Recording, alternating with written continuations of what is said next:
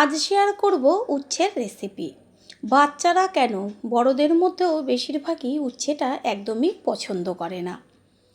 তবে আজ যেইভাবে রেসিপিটি শেয়ার করব, একবারের জন্য হলেও ট্রাই করবেন। তারপরে এসে কমেন্ট করে জানিয়ে যাবেন যে যারা পরিবারের উচ্ছে খায় না তারা খেয়েছে কিনা। গ্যারান্টি দিয়ে বলতে পারবো সকলেই, বাচ্চা থেকে বড়, চেটেপুটে খেয়ে নেবে।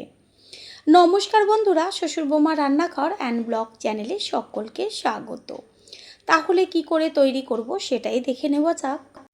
প্রথমেই এইখানে নিয়েছি উচ্ছে, আর উচ্ছেগুলোকে বেশ গোল গোল চাকচাক করে কেটে নিয়ে ফিরে আসছি।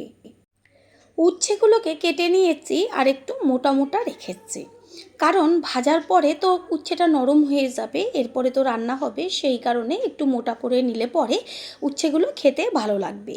আর এমনভাবে রান্নাটা করব একটুও তেতো লাগবে না।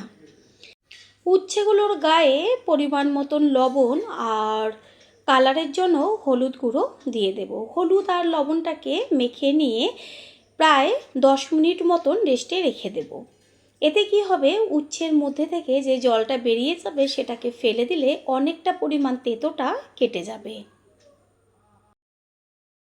10 মিনিট বাদে গ্যাসের ওভেনে কড়াইটা বসিয়ে তাতে দিয়ে দেব সাদা তেল।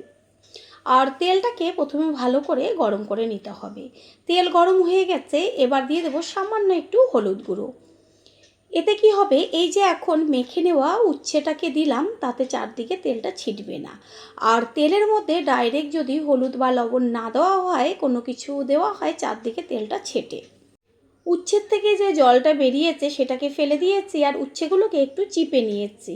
এতে সম্পূর্ণ জলটা বেরিয়ে গেছে, তেতোটা অর্ধেকের বেশি চলে গেছে। এবার ভালোভাবে এপিট ওপিট করে একটু সময় নিয়ে উচ্ছেটাকে ভেজে নিতে হবে।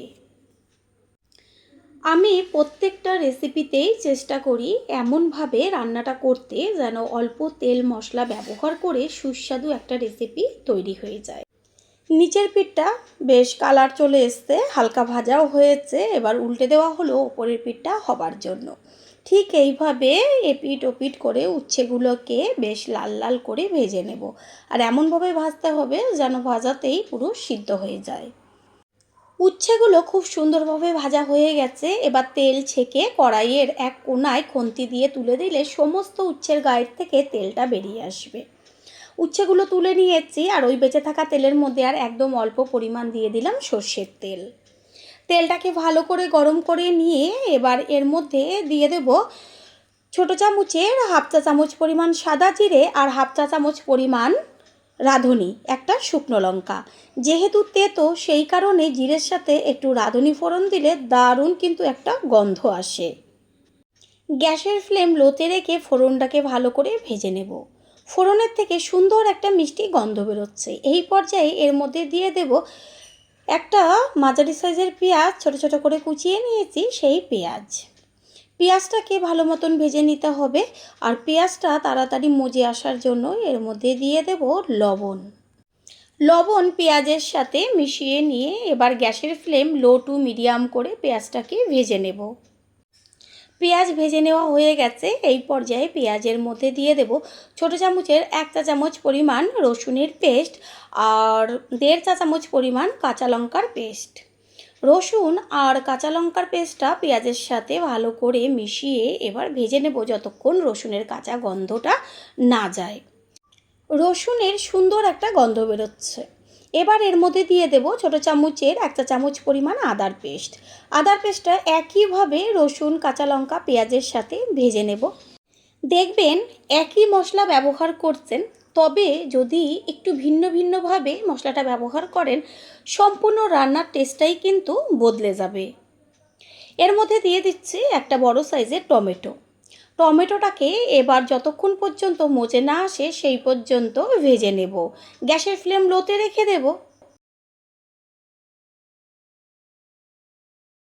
টমেটোর মধ্যে দেব কালারের জন্য হলুদ গুঁড়ো আর হাফ চা চামচের থেকেও কম পরিমাণ কাশ্মীরি লঙ্কার গুঁড়ো। হলুদ আর লঙ্কার গুঁড়োটা একই সাথে টমেটোর সাথে মিশিয়ে নেব। এই টমেটোর সাথে হলুদ আর লঙ্কার গুঁড়োটা দেওয়ার কারণ হচ্ছে কালারটা দুর্দান্ত হবে। টমেটোটা সুন্দরভাবে মজে গেছে, খুন্তি দিয়ে একটু তেলের মধ্যে ভেঙে চড়ে দিচ্ছি। কত সুন্দর টমেটো গলে গেছে আর দারুণ কিন্তু একটা কালার এসছে। এবার এর মধ্যে দিয়ে দেব 1 চা চামচ পরিমাণ জিরের গুঁড়ো আর 1 চা চামচ পরিমাণ ধনের গুঁড়ো। দেব সামান্য জল যেন মশলাটা পুড়ে না যায়। জলটা দিয়ে এবার কাঁচা গন্ধটা যাওয়া পর্যন্ত রান্না করে নেব।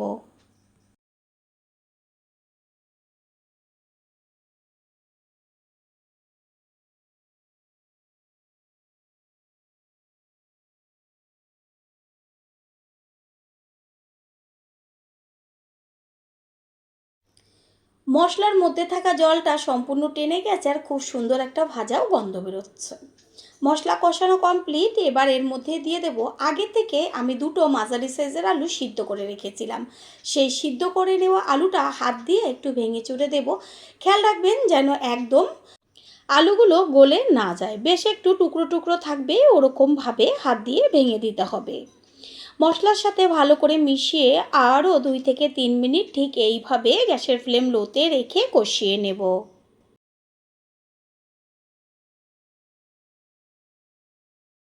দিয়ে দেব যে ভেজে রেখেছিলাম উচ্ছেগুলো, সেই উচ্ছে আর আলু মশলার সাথে একই সাথে মিশিয়ে এইভাবে রান্না করে নেব 2 থেকে 3 মিনিট। 2-3 মিনিট বাদে গ্যাসের ফ্লেম হাই করে দিয়ে দেব উষ্ণ গরম জল। জলটাকে ভালো করে মশলার সাথে মিশিয়ে নিয়ে এবার কিছুক্ষণ ফুটিয়ে নিতে হবে হাই ফ্লেমে। কিছুক্ষণ হাই ফ্লেমে ফুটিয়ে নেওয়ার পরে গ্যাসের ফ্লেম মিডিয়াম করে দিয়ে একটা ঢাকনা চাপা দিয়ে দেব। একটু চেক করে নিয়েছিলাম। এবার এর মধ্যে লবণের প্রয়োজন, তাই 1 চা চামচ পরিমাণ লবণ দিলাম। লবণটাকে মিশিয়ে নিয়ে এবার ঢাকনা চাপা দিয়ে গ্যাসের ফ্লেম মিডিয়াম করে দেব। এটা বেশ একটু হালকা ঝোলঝোল থাকবে, ঠিক সেরকমই রাখতে হবে। পুরনো বন্ধুদের সবসময় আমাদের পাশে এইভাবে ভালোবেসে থাকার জন্য অনেক অনেক ভালোবাসা। কিছুক্ষণ বাদে কড়াইয়ের ঢাকনাটা সরিয়ে দিয়ে গ্যাসের ফ্লেম হাই করে দিয়ে খুন্তি দিয়ে একটু নেড়েচেড়ে দেব। দেখা যাচ্ছে অনেকটাই ঝোল রয়েছে। এতটা ঝোল থাকবে না, এটা ঠান্ডা হওয়ার পর অনেকটাই বসে যাবে, যেহেতু আলু দেওয়া। আর আলু তো সিদ্ধই, উচ্ছেও সিদ্ধ হতে একদম বেশি সময় লাগবে না। প্রথমবার যারা আমাদের চ্যানেল ভিজিট করছেন তাদের আন্তরিক শুভেচ্ছা ও অনেক ভালোবাসা। আমাদের রেসিপিগুলো যদি ভালো লেগে থাকে সাবস্ক্রাইব করে দেওয়ার অনুরোধ রইল ও পাশে থাকা বেল আইকনে ক্লিক করলে পরবর্তী ভিডিওগুলো সবার আগে আপনাদের কাছে পৌঁছে যাবে। সমস্ত কিছুর ব্যালেন্সটা ঠিক রাখার জন্য দিয়ে দেব চিনি আর 1/2 চা চামচ পরিমাণ গরম মশলার গুঁড়ো। চিনি যদি কারোর পছন্দ না হয় তারা অবশ্যই স্কিপ করতে পারেন। গরম মশলার গুঁড়ো আর চিনিটাকে মিশিয়ে নিয়ে এবার গ্যাস অফ করে দেব। তৈরি হয়ে গেল দুর্দান্ত স্বাদের একটা উচ্ছের রেসিপি। আশা করি রেসিপিটি ভালো লাগলো, আর যদি ভালো লেগে থাকে একটা লাইক, কমেন্ট, পারলে একটা শেয়ার করে অবশ্যই জানাবেন। আপনাদের দেওয়া একটা লাইক ও লাইকের পাশে থাকা হাইপ আর একটা শেয়ার আমাদের কাছে অনেক অনেক গুরুত্বপূর্ণ। All friend, thanks for watching my video. আপনারা সকলে ভালো থাকবেন, সুস্থ থাকবেন। আবারও দেখা হবে অন্য কোনো রেসিপির এপিসোডে।